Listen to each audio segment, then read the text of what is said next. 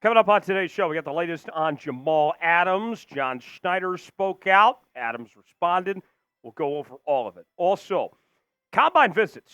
Who are the Seahawks talking to in Indianapolis? We will go over the full list. Got some audio to play for you from that as well.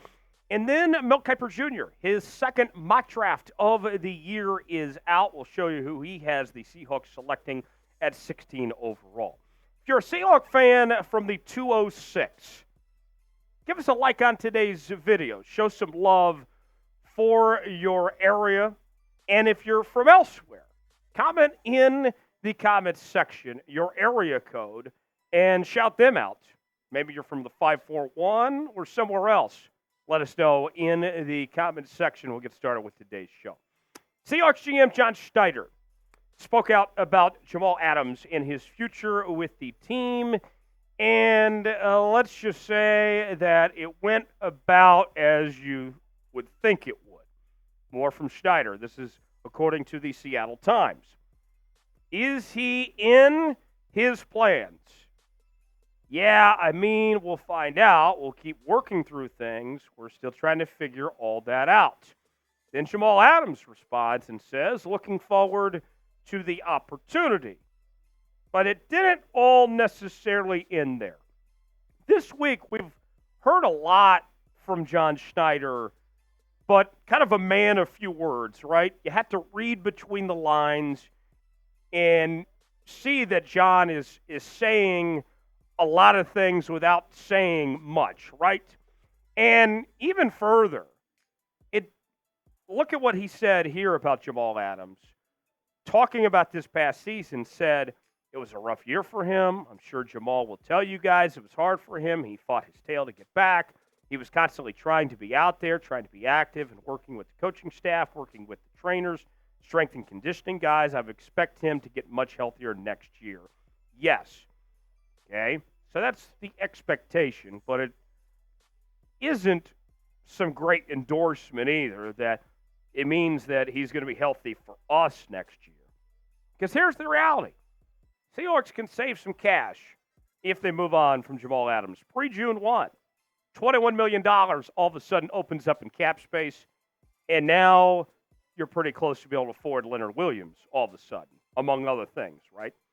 And what are you paying for Jamal Adams? What are you getting out of Jamal Adams? We've talked about this numerous times in this program, that he was a liability this past season, that he's had this inability to stay healthy here. And I don't want Jamal Adams to be Mike McDonald's problem. So I'm all in favor of moving on from him. I think the Seahawks ultimately will. What do you guys think? Should the Seahawks cut Jamal Adams? Will they cut him soon? Y for yes, in for no. Why in the comment section, let us know what you think. The Scouting Combine going on this week in Indianapolis, and what we're going to do is go through the full list of players that have met with the Seahawks staff. Coaching staff not there, but the scouting department is, and some of the players so far include Dallas Turner from Alabama, Jayden Daniels, quarterback from LSU, as well as Bralen Trice from Washington, and Byron Murphy from Texas. Those are a few of the names. Got some more that we'll show you here in just a second, but let's focus on Trice for a second. This would be a popular pick, I'm sure, with a lot of Seattle fans, with him playing for the Washington Huskies and everything here.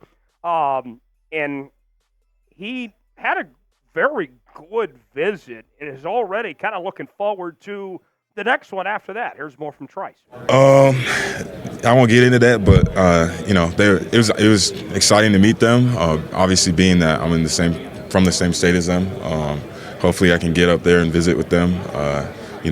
They seem to enjoy meeting with me, and I enjoy meeting with them.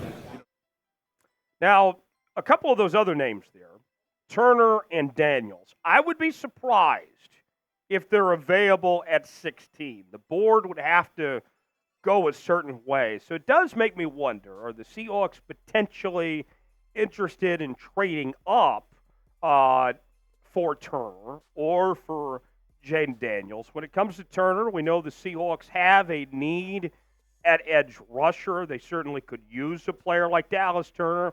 In Jayden Daniels' case, he's one of the top quarterbacks in this year's draft. Mel has him number 2. Some people have him as low as 4. But nonetheless, I look at both those options, and if somehow the Seahawks do end up in a position where if they slip to 16 with either one of those guys, I think you would say to yourself, all right, we got to get this guy if he's still around at that case. A couple other names. Kris Jenkins, defensive lineman out of Michigan. Marshawn Kneeland, defensive end on this list out of Western Michigan. And then there's Trevin Wallace, linebacker out of Kentucky. And Kris Jenkins, very interesting story with him. He played under Mike McDonald back at Michigan when McDonald was a defensive coordinator there a couple of years ago.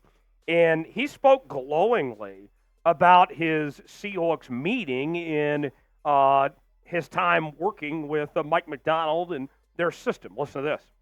Well, yeah, no, I have a great, have met, yes, and, have a great relationship, with him as well, especially, when he was here, so, hopefully, still see him. So we'll see, but congratulations to his new position, as head coach. He deserves it. So, we'll see where we'll see where it goes.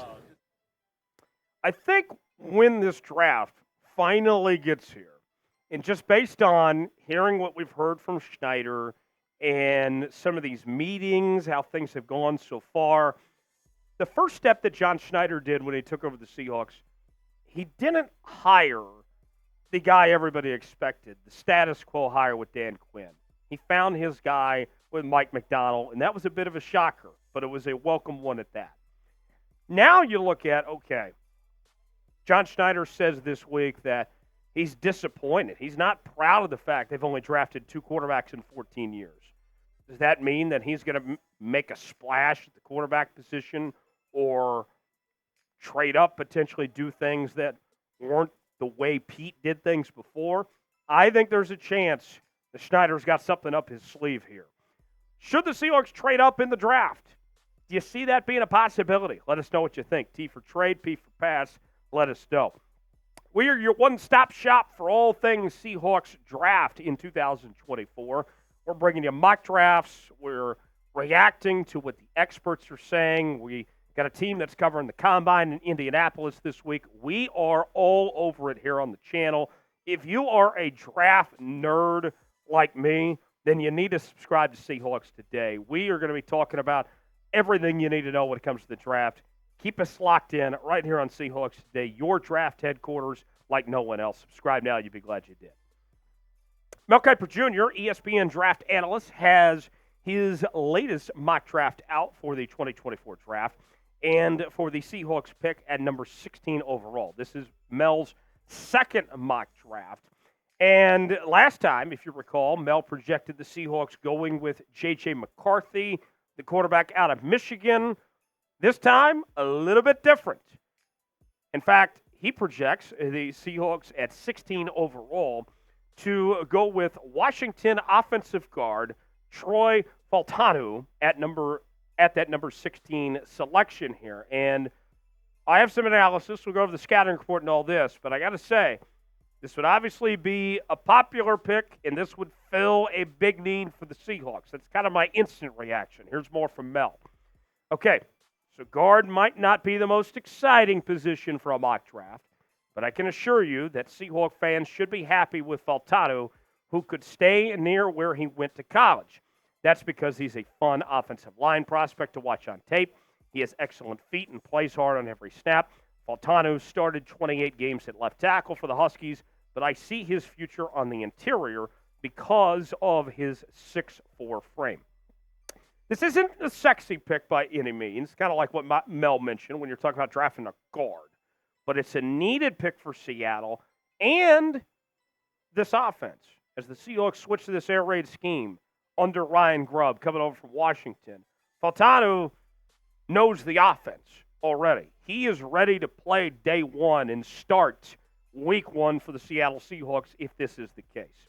The resume is outstanding. We mentioned his time at Washington, first-team All Pac-12 performer, Pac-12 Offensive Lineman of the Year, the best offensive guard in this year's draft, and there would be some value if the Seahawks select him there at 16. He's the number 12 overall player on Kiper's big board. The scouting report, very athletic, quick with power. I got the power. Delivers jarring blows. Extremely agile in pass pro. Plays long. Maximizes his length. And I really like this part. He keeps rushers guessing. You don't know what he's going to do next on that front. So, with that said, what do you think of Kiper's pick here? How would you grade this? This is a solid pick. To me, this feels like a safe pick for the Seahawks to go this route here. Not just because it's a player in your own backyard and all that, but this is the best offensive guard in this draft, fills a big position of need, and knows your system. Hard to hate this pick. I'd give this an A personally. Give me your grade, A, B, C, D, or F on Mel's pick. If you enjoyed today's show, like the video, we'd certainly appreciate it as we are talking about your Seahawks each and every day. Specifically want to hear from our folks up in Seattle. Want to make sure you guys like this video. We certainly appreciate it. And we shall see you next time on Seahawks Today. Have a great one, and we'll see you then.